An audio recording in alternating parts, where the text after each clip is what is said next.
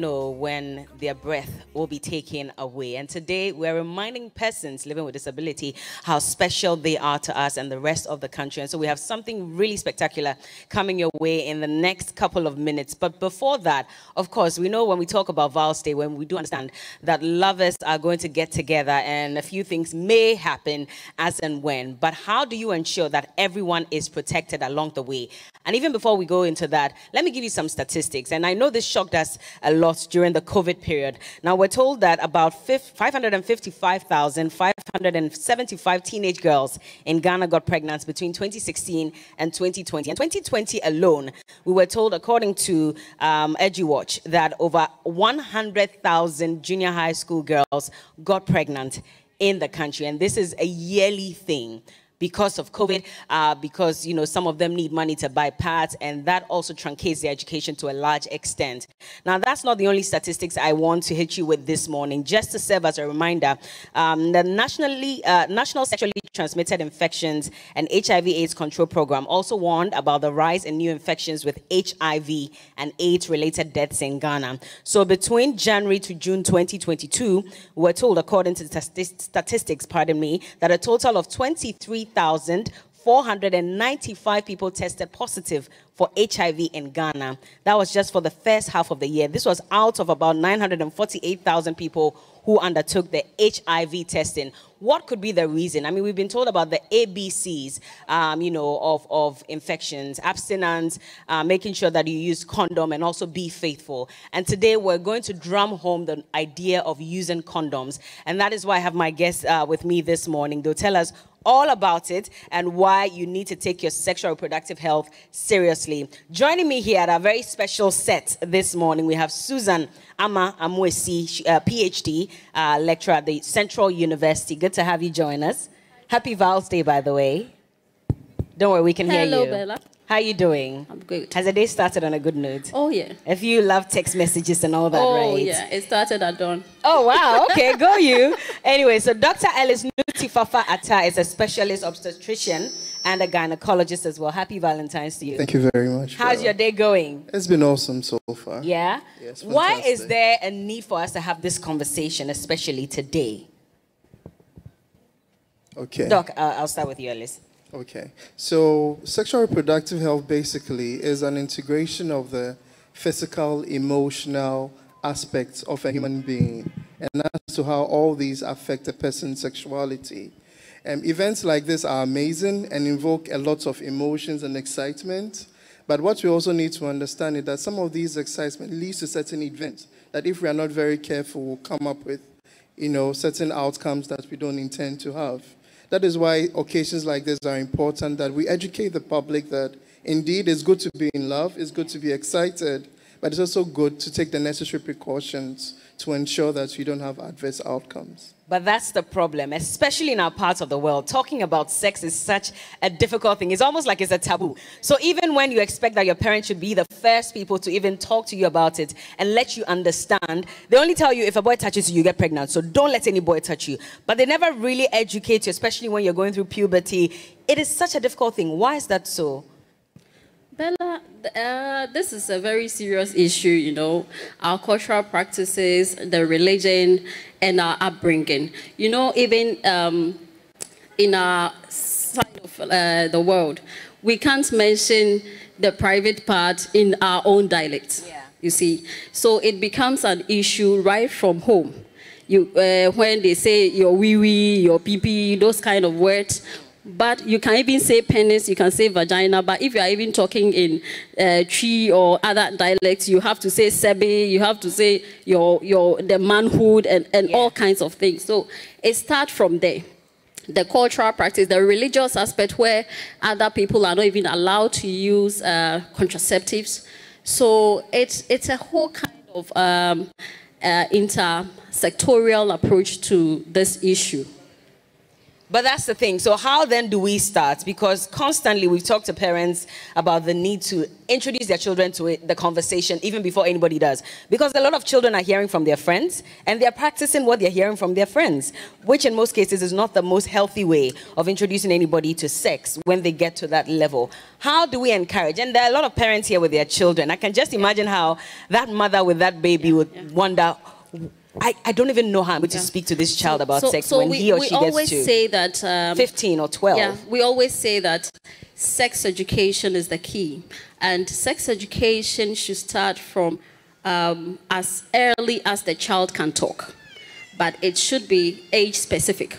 So from age 2, when the child can identify her body parts or his body parts, you would have to explain the parts of the body, mention the anus in your language, mention vagina in your language, mention penis in your language, so that if anybody touches that part, she's able to identify that the person touched this part.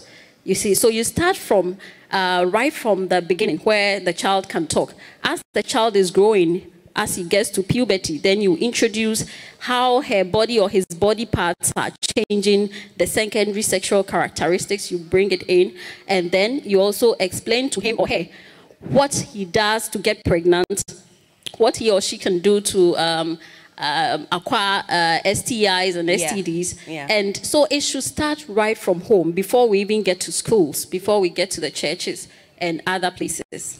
Well, parents, I hope you're watching, I hope you're listening, and you're going to start introducing as early as 2 when they can tell their body parts. You should educate them on that. And then when they get to puberty, start having that conversation. Even though there are kids who are 6 years and they do mommy and daddy.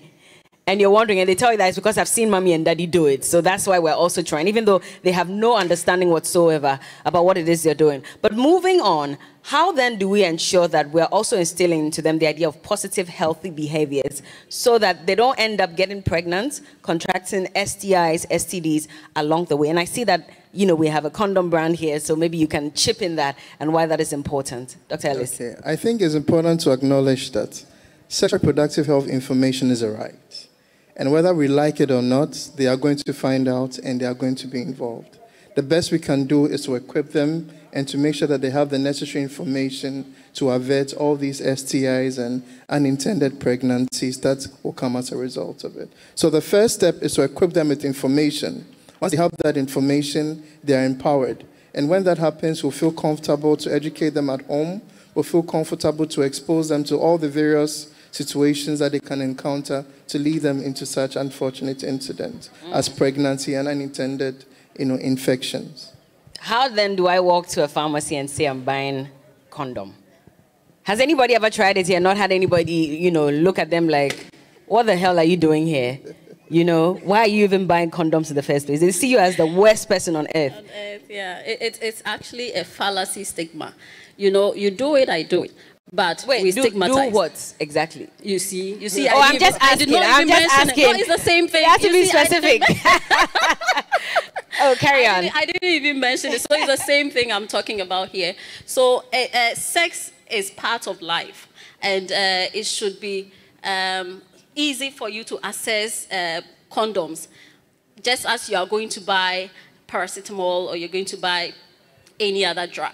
So I think that people should stop pretending.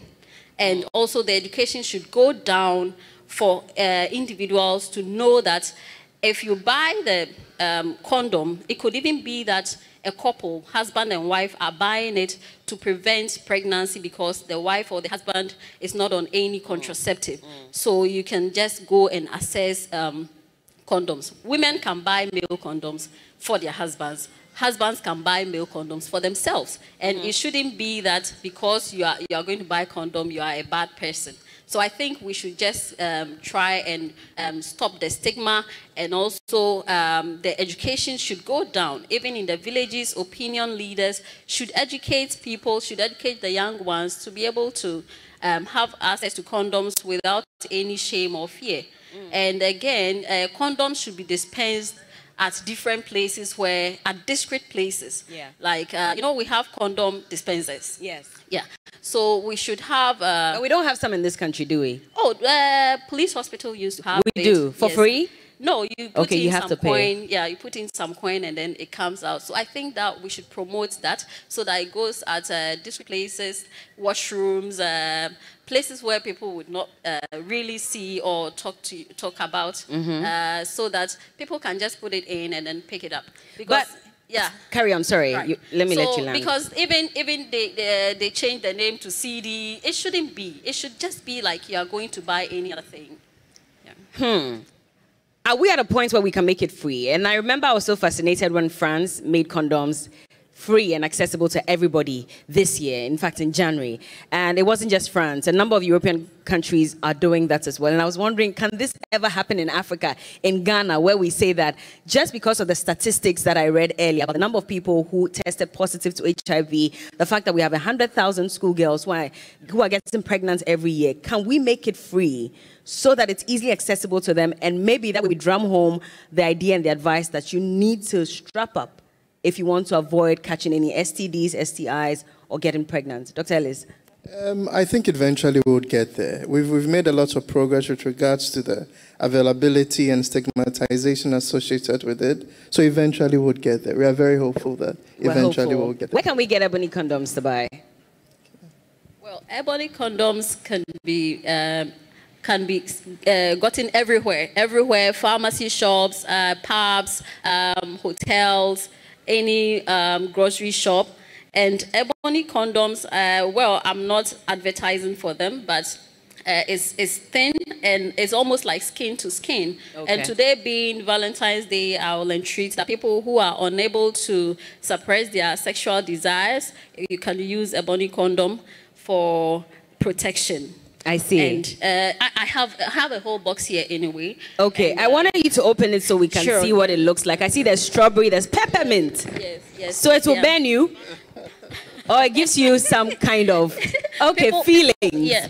Oh, there it is. Okay, like, there's also chocolate and vanilla. Like, all kinds of flavors. And so there are different flavors. There are strawberry, vanilla, mint, peppermint, and then there's chocolate as well. Chocolate, yes. Yeah.